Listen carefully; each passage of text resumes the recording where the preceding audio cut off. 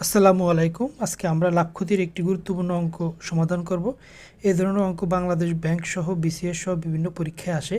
চলুন অঙ্কটি পড়ি। 5 টাকায় 2টি কমলা কিনলে 35 টাকায় কতটি কমলা বিক্রি করলে 40% লাভ হবে?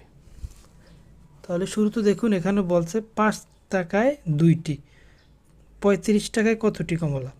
তার মানে আমরা এটাকেও যদি 35 টাকা বানিয়ে নেই, তাহলে আমাদের অঙ্কটা করতে সুবিধা হবে। তাহলে 5 টাকায় যদি 2টি হয়, তাহলে 35 টাকায় হবে কয়টি? 35 টাকা হবে 5, 35 মধ্যে 7 বার, 7 দুগুণা 14। তার মানে 35 টাকায় আমার টোটাল 14টি।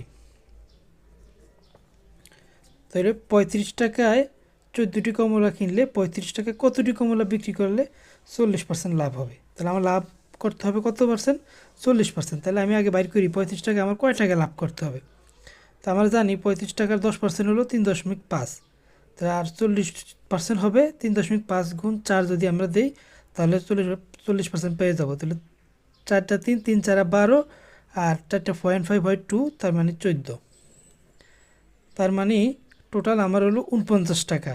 35 আর 14 হলো 49। এই 49 টাকায় আমাকে বিক্রি করতে হবে 14টি কমলা। তো আমার এখানে চাইছে 35 টাকায় কয়টা, তাহলে 49 টাকা যদি আমার 14টা বিক্রি করতে হয়, তাহলে 1 টাকায় আমি কয়টা বিক্রি করব? 1 টাকায় বিক্রি করব 49-এর 14। আবার তাহলে 35 টাকায় কয়টা বিক্রি করব? 35 টাকায় 49-এর এই 14 গুণ 35।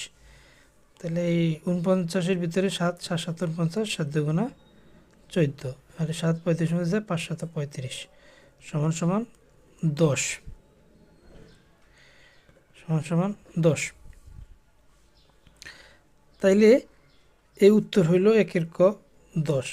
তার মানে আপনারা একটু লক্ষ্য করলে খেয়াল করবেন অঙ্কটি আমরা কিভাবে করলাম। প্রথমে আমরা যেহেতু এটাও 35, আমরা এটাকে 35 বানাইলাম। তো এটা 5 যখন তখন 35 হয়ে গেল, 2 তখন হয়ে গেল 14। তাহলে 35 টাকায় আমার 14টা কিনছি। এখন আমি 40% লাভ করলে কত টাকা বিক্রি করতে? তখন আমরা কী করলাম, এই 35 টাকার 40% বাইর করলাম, বাইর করে পাইলাম আর একটা 14, দুইটা যোগ করে হলো 49। তার মানে আমার 49 টাকায় বিক্রি করতে হবে 14টা।